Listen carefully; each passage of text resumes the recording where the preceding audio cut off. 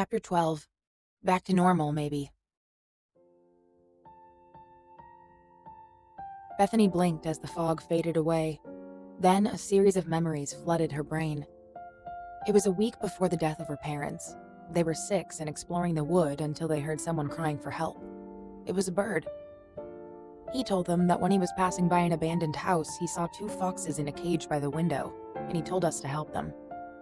Sebastian, Yeah, he whispered.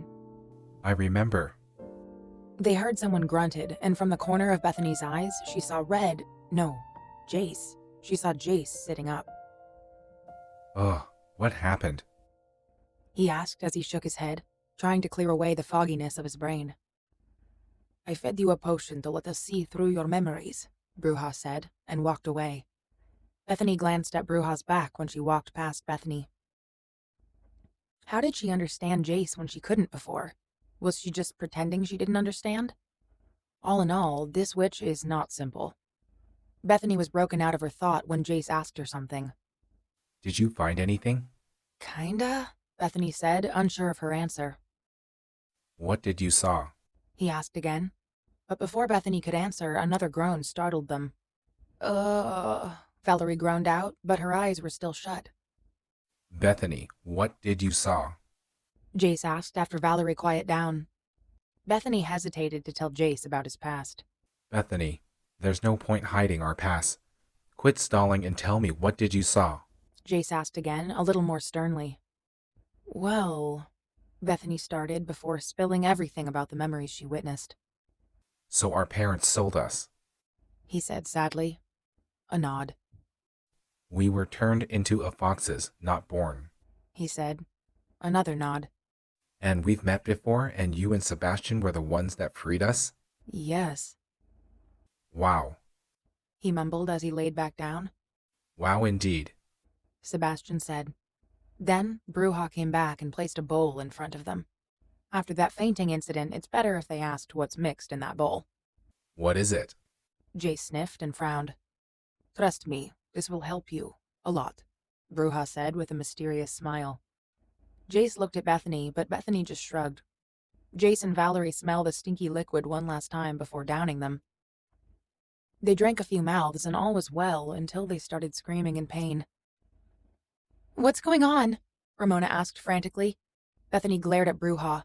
What is it this time? Brujah glanced at her with a smile. It's a restoration potion. It'll restore what was stolen from them. Bethany snapped her head towards Jace and Valerie when she heard the first snapped. After a while, the 2 foxes were replaced by 2 naked bodies. Penelope quickly used her magic to poof clothes for a naked Jace and Valerie. Bethany slowly approached them. Jace? Valerie? How are you feeling? Do you remember anything? Bethany asked softly as she squatted down. Jace and Valerie looked at her with sad smiles. Unfortunately, we do. All of them. Bethany returned them with a sad smile too and stood up. She reached out her hands to help them stand up. Randolph quickly rushed to help them when Jace stumbled. It's a miracle they haven't died yet, Brujah said offhandedly. The chemical that runs in their veins is highly lethal. Brujah looked at Jace and Valerie with deep interest. But how did they survive?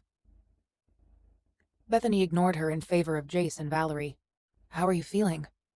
Like something ran over us countless times. Yeah, experienced that myself a few hours ago. Hurts like a bitch. Wait, you said that it was a miracle that Jace and Valerie didn't die. What do you mean by that? Ramona asked. Brujah sighed.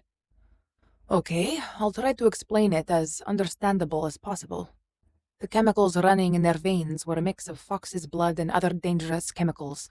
If you mixed it together, you get the recipe for half of the werewolf's blood. Half? Ramona asked. Half as in you can only change into your animal side, she said, and Ramona nodded. Anyways, they only got half the recipe for the werewolf's blood.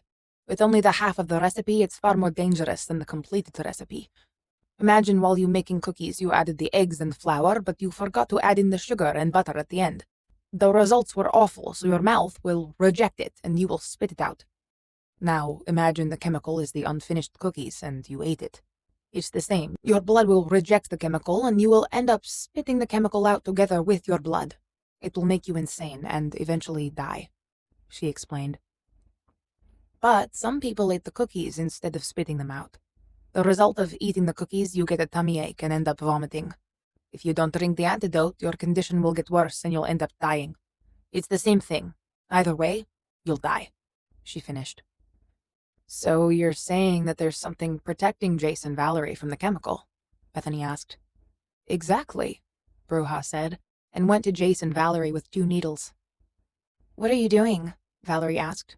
"Getting blood sample," she said as she took their blood. "I'll try and search the result. Till then, see you," Bruja said, and with a flick of her fingers they were back at the Pack's living room, startling everyone who was sitting in the living room. Some even shifted. Whoa, hold your wolves. We came in peace, Sebastian said, and did the Star Trek hand thingy. Bethany sighed and rolled her eyes as Ramona smacked him upside the head. Ow. He mumbled as he rubbed the area where she hit him. Welcome back. Alex said and smiled. Good results, I hope? Yes. Randolph said and glanced at Jace and Valerie. Alex followed his gaze and frowned. How did you get here? Who are they? He asked. Magic, Sebastian said. Ramona was about to smack him again, but Sebastian stopped her. You can't hit me. It's the truth, he said quickly. Ramona thought for a while, then she put her hands down. Thank you, he said with a sigh. Then a dog pounced on him. Thanks, Woofy, Ramona said and smiled. Woofy just barked at her happily. Woofy, Sebastian. Sebastian, Woofy, our dog. Randolph said to Sebastian. And that's Red and Snow. We changed them back, he said. Alex awed and nodded. I need you to get them some clothes and a room or two. On it, Alpha. Alex saluted with a lazy smile, then he gestured Jace and Valerie to follow him. Help? Anybody? Sebastian said as Woofy kept on licking at him. Randolph went to get Woofy off of him, but he won't budge. Well, Randolph sighed. I tried. Good luck, he said, went to laugh with Ramona as Sebastian's face was covered with saliva. Bethany, my darling twin, help. Sebastian begged. Bethany sighed. She whistled a tune and Woofy's ears started twitching. He stopped licking Sebastian and looked straight at Bethany. She squatted down and clapped her hands. Come here, boy. Woofy immediately jumped off of Sebastian and ran towards Bethany to lick at her hands. Good boy, Bethany cooed, and scratched behind his ears. She heard a distant swaying sound and saw it was Woofy who made the sound as he wagged his tail. Bethany chuckled and went to help Sebastian up. Thanks, he said after he stood up. You got Woofy off? That's a first, Ramona said, impressed. What can I say? I'm a dog whisperer, Bethany said smugly. Yeah, and thanks to you, Ramona, I need to bath all over again. Sebastian whined and pouted. Well, even if you're wet and covered by dog saliva, Ramona said and kissed his cheek, you're still the most handsome guy I've ever laid my eyes on, she said and smiled. Does that mean I don't need to bath? Sebastian said hopefully. No, you definitely need a shower, she said and patted him on the shoulder before walking upstairs. Sebastian turned to look at Bethany for help. She's right. It's either the bathroom or the backyard, Bethany deadpanned with an eyebrow raised. Without a word, Sebastian went to chase after Ramona. Bethany heard Randolph chuckled and smiled at him. What did you do to make him that scared? He said, as he rested his arm around her shoulder lazily. Bethany smirked as she turned around to see his face, which was very close to hers. When we were younger, he came home dirty as hell and refused to take a bath. So I tricked him to go to the backyard to take the pizzas that I ordered. Wait, what kind of pizza delivery man walked to the back of a house to give pizza? He asked. Bethany shrugged. Sebastian can be a little stupid when he was hungry, she said and smiled, which earned a chuckle from him. Anyways, I tricked him to go to the backyard. When he saw no one was there, he walked out of the house and searched for the delivery man around the backyard. When he reached the center of the yard, I jumped out yelling, Pizza delivery for Mr. Lloyd, and started throwing water balloons I prepared earlier at him with no mercy, Bethany said and laughed at the memory. Then he found the water hose and started shooting water at me as I throw water balloons at him. We didn't even know that our uncle walked out the door. When I ran out of water balloons, he smirked and wanted to shoot the water at me, but the water hose suddenly stopped flowing. We turned around and saw the water tap was closed. Randolph was smirking as he asked, Then what? well, let's just say standing beside the water tap was an annoyed uncle wet from head to toe with his arms crossed, Bethany said. Randolph tilted his head back as he laughed out loud along with Bethany's softer ones. When they stopped laughing, they just stood there and stared at each other. Randolph started leaning closer and closer until they shared the same breath. He was about to close the distance when a pack warrior came rushing in, breathless. Alpha. The pack warrior shouted. Randolph pulled away with a groan. He turned around to face the warrior. Bad timing? The warrior asked, embarrassed. You think?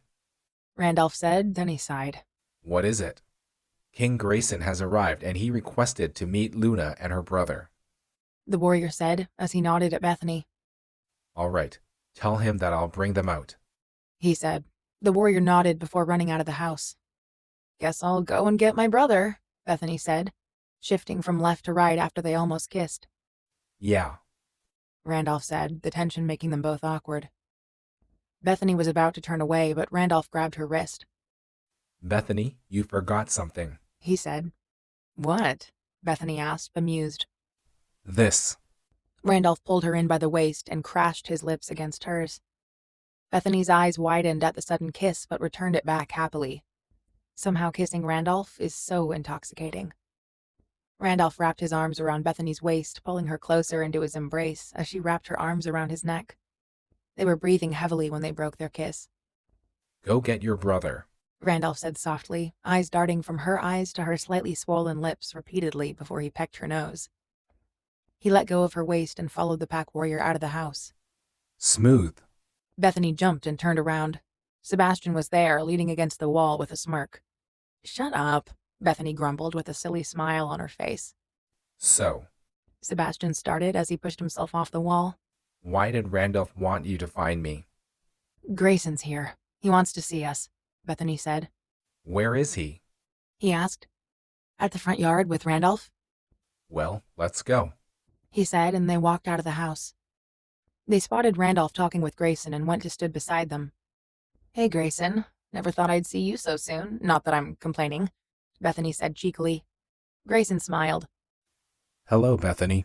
Sebastian, I'm back so soon is to ask for both of your companionship. For what? Sebastian asked. To visit our uncle. Grayson said. And who's our uncle? Bethany asked. It couldn't be Harry, right?